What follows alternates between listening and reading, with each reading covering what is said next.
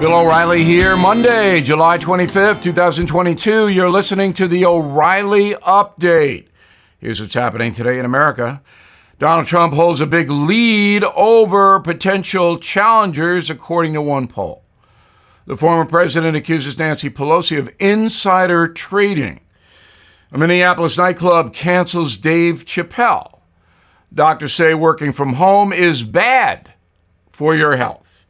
Also ahead, the straight story about Donald Trump and January 6th. But first, the former president dominating the Republican field, according to a new straw poll. Survey from Turning Point USA shows 78% of young American conservatives want Trump to win the party's nomination. 19% back Florida Governor Ron DeSantis, followed by South Dakota Governor Kristi Noem, 1%. Mr. Trump spoke at the summit Saturday night, calling out Nancy Pelosi for insider trading. The speaker denies reports her husband bought stock using confidential information. Mr. Pelosi did purchase shares in a computer company hours before the House of Representatives was set to vote on giving the corporation billions in subsidies. Said Trump, quote, Nancy Pelosi is nuts. Nancy Pelosi is a psycho. Every time something happens, her husband goes out and buys stuff. He's made $100 million from nothing, unquote. Theater in Minneapolis canceling comedian Dave Chappelle. The First Avenue Club dropping the comedian's show after woke activists accused the venue of promoting transphobia. Wrote First Avenue on Instagram, quote, we hear you. We are sorry. We must hold ourselves to higher standards. We know we let you down. The venue was featured in Prince's 1984 music video, Purple Rain, and now it is a cancel culture icon. Sorry, Dave. A report from Fast Company magazine finds 70% of remote workers experiencing significant vision problems. On average, folks spend 13 hours a day on their computers compared to 9 hours for on-site employees. Doctors recommend taking a break from the devices every 20 minutes. A quarter of Americans working from home report lower back pain, neck problems, frequent headaches. Wow. Shutting my computer down right now. In a moment, want the truth about the January 6th committee? We have it. Next. This is a special alert to all Americans who own a vehicle with less than 200,000 miles with an auto warranty about to expire or with no warranty coverage at all. Due to a decline in the economy, CarShield is announcing a low-cost month-to-month vehicle protection plan that is now available to the public to save any driver out-of-pocket expenses on future auto repairs. Call now to find out how you can pay almost nothing for covered auto repairs. Yes, you heard that correctly. Pay almost nothing for covered auto repairs. An open phone line has been established for all drivers to call for a free quick quote. Call 800-925-7584 now. Drivers who are covered will not have to pay for covered repairs again. This protection plan is at an all-time low. Additionally, drivers who activate this vehicle protection today will also receive free roadside assistance, free towing, and car rental options at no additional cost. Call us for your free quick quote today. 800-925-7584. That's 800-925-7584. What do you have to lose? Call 800-925-7584. Again, 800-925-7584. Time now for the O'Reilly Update message of the day, the truth about January 6th and the House committee allegedly investigating it. First, documents show Donald Trump did request the National Guard days before the riot. Again, this is documented. The Pentagon first offered troops to the U.S. Capitol Police on January 2nd, 2021. The police and congressional leaders apparently rejected the offer. Then on January 3rd, 3 days before the riot, the Pentagon Inspector General wrote a memo that chronicled President Trump's effort to defend the Capitol. Quote, General Milley met with the president at the White House at 5:30 p.m. Again, this is on January 3rd. The president told Acting Defense Chief Miller that there would be a large number of protesters on January 6th, and Mr. Miller should ensure sufficient National Guard or soldiers would be there to make sure it was a safe event, unquote, from the Inspector General. Did you know that? Did the House committee report that? No, it did not. There's more. D.C. Mayor Muriel Bowser on January 5th, quote, "To be clear, the District of Columbia is not requesting other federal law enforcement personnel and discourages any additional deployment," unquote. Did Ms. Bowser testify in front of the January 6th committee? No, she did not. Wasn't called. Why not? A spokesman for the committee's leader, Nancy Pelosi, quote, "She was presented with that recommendation on the afternoon of January 6th, the National Guard recommendation. The speaker was not made aware of any request for such a deployment prior to then," unquote. Was that spokesperson called to testify under oath? No, she was not. Here is the January 6th timeline at the White House. 1:10 p.m., Donald Trump ends his speech. Quote, "I know that everyone here will soon be marching over to the Capitol building to peacefully and patriotically make your voices heard," unquote. 2:13 p.m., rioters breached the U.S. Capitol building, breaking federal law. 2:35 p.m., President Trump tweets, quote, "Please support our Capitol Police and law enforcement, stay peaceful."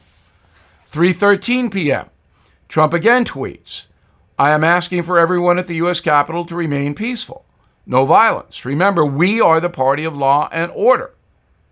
4:17 p.m., Trump releases a video from the White House, quote, "I am asking you to leave the Capitol Hill region now and go home in a peaceful way." 8 p.m., U.S. Capitol Police confirm the building is secure. To date, 900 people have been arrested and charged in connection with the January 6th riot. 330 have pleaded guilty. 2 men were sentenced to 44 months in prison for assaulting a police officer. It is clear Donald Trump did not want violence. That's beyond any reasonable doubt. But it's also clear he waited too long to condemn the riot. That's because his supporters were the lawbreakers, and he did not want to alienate them. And that is the truth. I'm Bill O'Reilly. I approve the message by writing it. Please check out BillO'Reilly.com for honest news analysis. And please consider my book, Killing the Killers, a great summer read.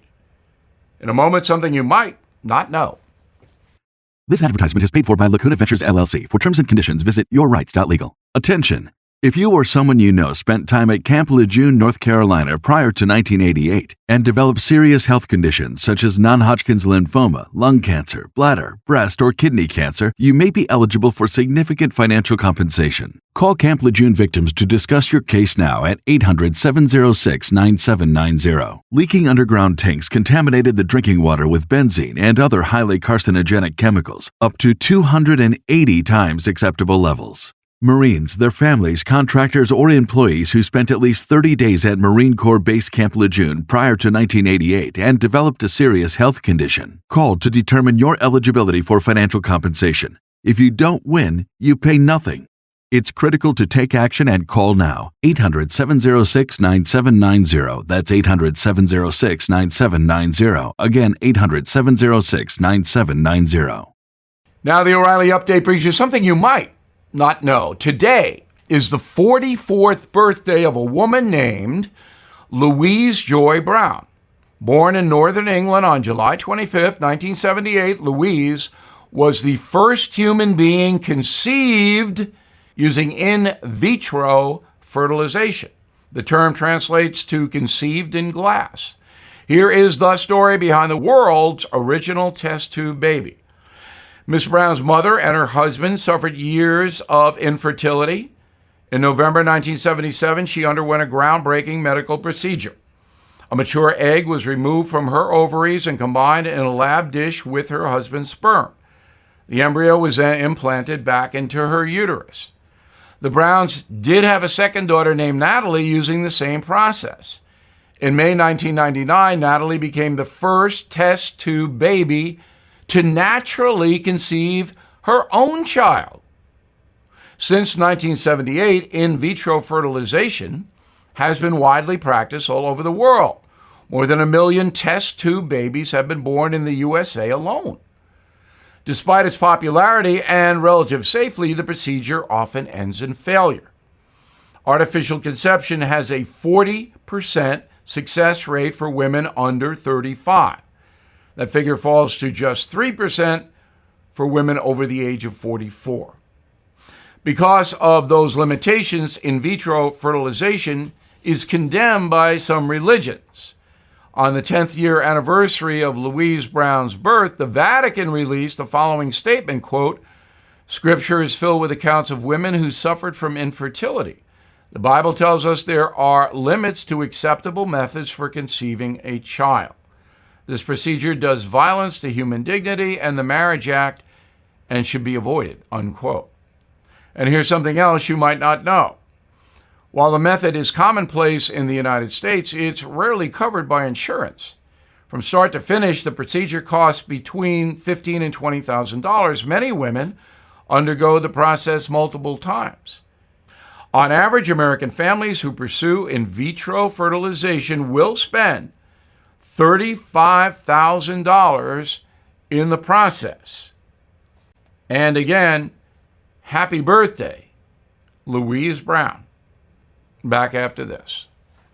Things are tough in the USA right now.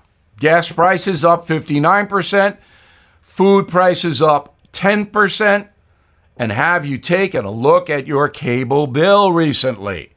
Some of us are paying more than $150 a month.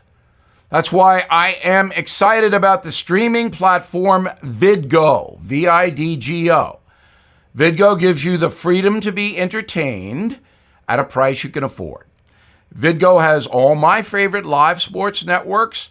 They have a great choice of news programming, including The First, Newsmax, OAN, Fox News. Vidgo also has more than 100 channels of entertainment. All of that for just $59 a month for the base package, $79 a month for premium. You deserve the freedom to be entertained at a price you and your family can afford. So please sign up at vidgo.com/Bill. Thank you for listening to the O'Reilly Update. I am Bill O'Reilly. No spin, just facts, and always looking out for you.